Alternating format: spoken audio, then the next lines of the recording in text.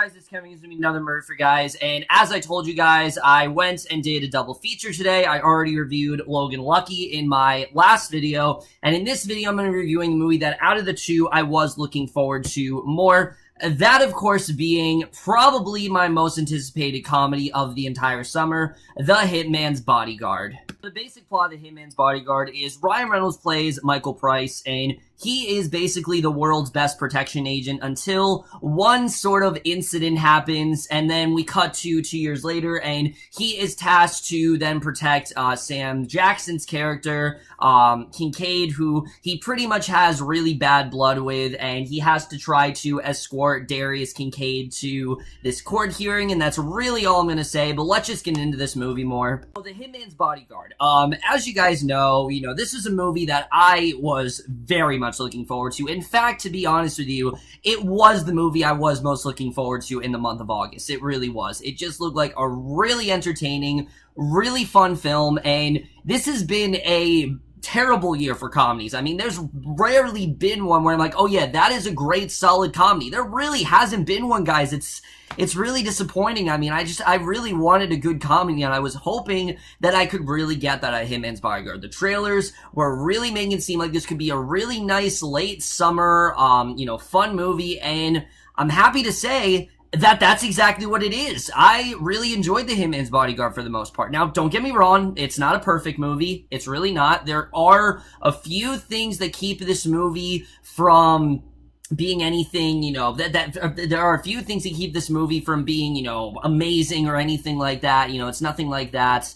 But I definitely did have a really great time with it, and for the most part, it really did do its job for me. But let's just get into it more, starting off with the cast. And honestly, the cast is really the thing that drew me into this movie the most. I mean, just the two main stars in general are enough to, get me to pay for a ticket. But let's first talk about Ryan Reynolds, who plays this character of Michael Bryce, and I really like this character. He, like I said, is what's known as he is a protection agent, where basically he protects criminals from other sort of high-ranking criminals, and he actually did a really great job here. He's a real badass in this role. He kicks ass, but he does it in a way where he's very calculated and he's always kind of thinking, and I really like the way that his character was portrayed here. He did a lot of really great stuff, and he was surprisingly had a little bit more story to him than I really did expect him to. He actually has a really nice backstory, and they go more into sort of like I said, the incident that happened in the past, and I thought that definitely was very interesting. So he really did do a great job here. I definitely really did love his character. But for me, I've said this a million times before, you put Sam Jackson in any movie, I'm there. And once again, he absolutely kills it here as Darius Kincaid. I love this character. He's fast-talking, he's violent, he's obnoxious, he's all the things you love out of Sam Jackson. He says motherfucker about over like 50 times in this movie, and it's great. I mean, their chemistry is easily the best thing about this movie. These two work so well together. These two absolutely hate each other. And again, I'm not going to get into the reason why these two have such bad blood, but it's a lot of fun to watch. I love seeing these two just despise each other and really getting on each other's nerves. It was just a lot of fun to watch, and for me, that really did heighten the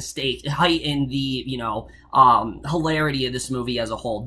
Like I said, banter is easily the best thing about this film. And then Gary Oldman in this movie, I mean, what can't you say about Gary Oldman? He gives a great Gary Oldman performance. He has one really cool badass scene in the beginning of the movie that I definitely really did love. We'll get more into his character a little bit later, because his character really isn't the greatest, but I thought he definitely did do a really good job of what he had, and he pretty much did his job for what he needed to do in this film. But also, I have to give credit to Salma Hayek, because she was hilarious in this movie. I really loved her character. She is Kincaid's wife, and their whole backstory of how they actually met and their love for each other and sort of like their criminal history was just so fun to watch. She has so many fun scenes in this movie. Most of the movie, she's just like whining in prison, and that could have come across as really annoying. It really could. It could have easily come across as just her going on and on, but Hayek really does does a great job with finding the funny in this, and she really does. I really dug her role here. She was just a lot of fun to watch and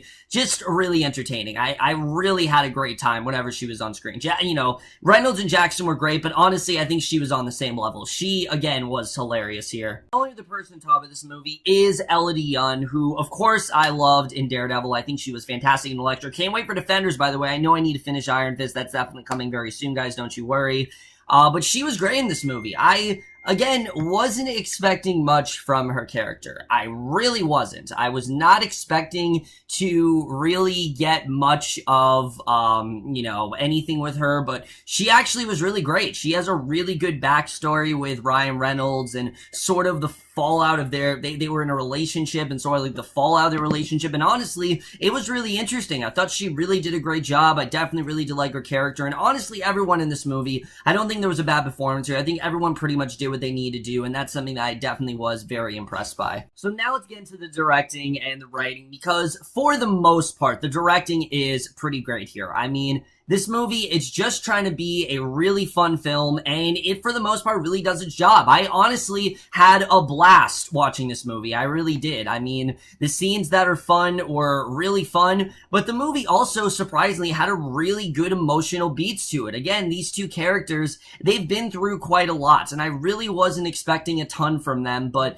they really did do a little bit more than I expected, and that was something I definitely was happy to see. I really wasn't expecting much from them, but I was happy about that, and that is really due in part to the writing of this movie. The writing, for the most part, is really good here. Darius Kincaid especially, they give him this really nice backstory, and I really wasn't expecting, but it was actually really good, and you really do feel for this character. There's a little bit of backstory there, and I definitely really did enjoy what little we had there. I thought that was definitely very well done, and I think it honestly really did add to the layers. And like I said, these two characters, I expected to be very, very one-note, but they're a little bit more developed than I expected, especially that of, you know, Michael Bryce. He actually is a little bit more developed of the character than I expected him to be, and I thought that that was something that was really great, and I really did love the main sort of conflicts that were going on then. Both of the relationships, Salma Hayek and Samuel Jackson, and Elodie and Ryan Reynolds, I honestly really did get behind. I really did. I was expecting to just be, oh, this is just a random romance that the movie threw in there, but I thought it was definitely good, and I definitely really did enjoy it.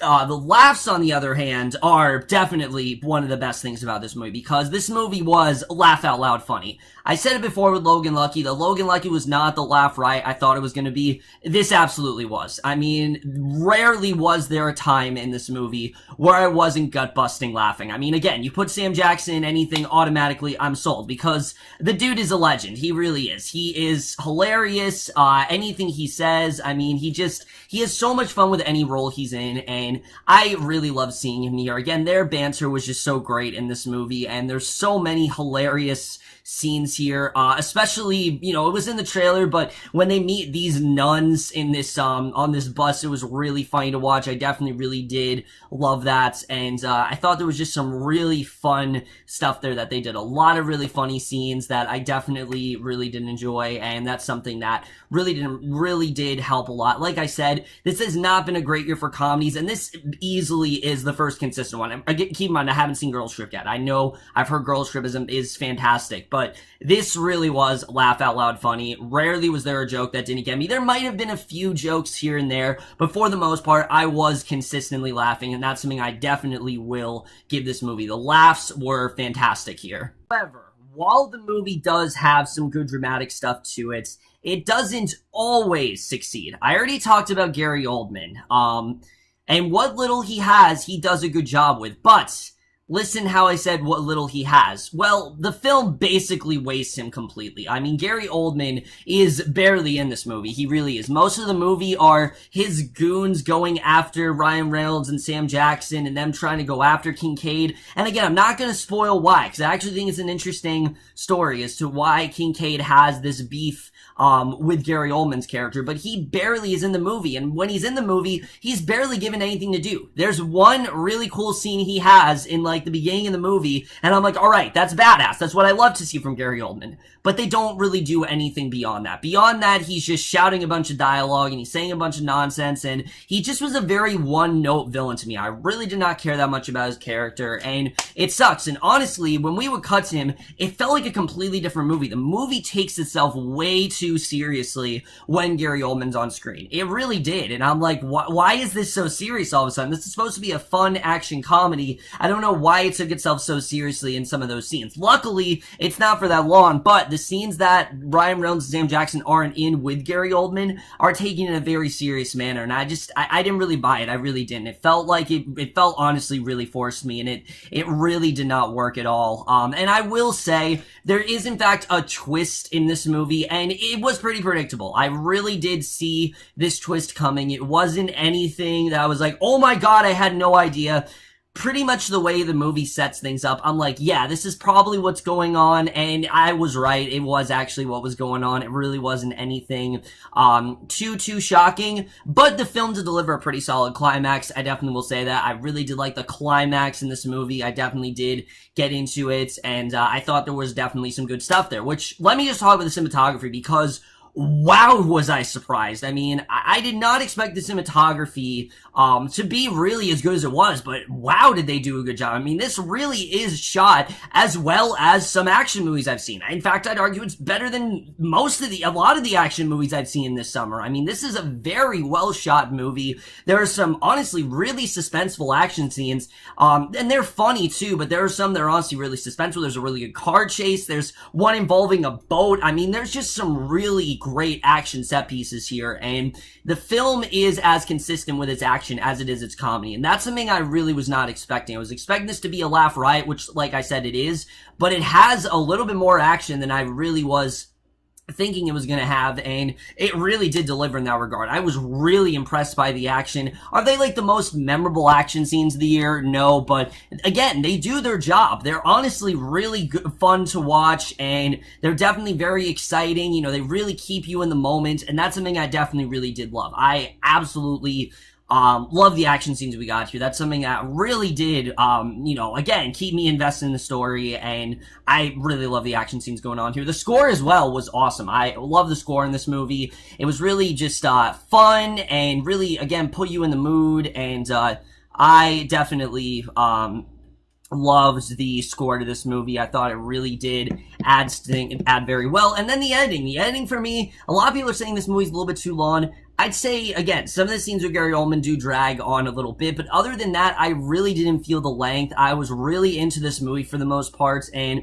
I definitely really did love what we got here. I thought, again, we got a really solid comedy, and I definitely was impressed by the editing. It wasn't anything that was like, oh, this movie's really dragging on for me. It wasn't like Logan Lucky. For me, I thought the editing worked. Did the movie need to be as long as it was? No, it could have easily been a 90-minute movie, but honestly, I was enjoying the movie so much that the length really didn't bother me, honestly. So, like I said, guys, The Hitman's Bodyguard, is it an amazing comedic masterpiece? Is it something we're going to talk about for years and years and years? No. But in a year where we've had so many mediocre to bad comedy films that have just not delivered at all, are so forgettable, and are just so far few in between with laughs, it's really refreshing to see a great comedy that had really consistent laughs and also some really great action set pieces. And yeah, some things maybe don't make sense here and there. Yes, the film can get predictable. And yes, Gary Oldman is incredibly underused. But other than that, guys, I had a great time with The Hitman's Bodyguard. It's a movie that I really can't wait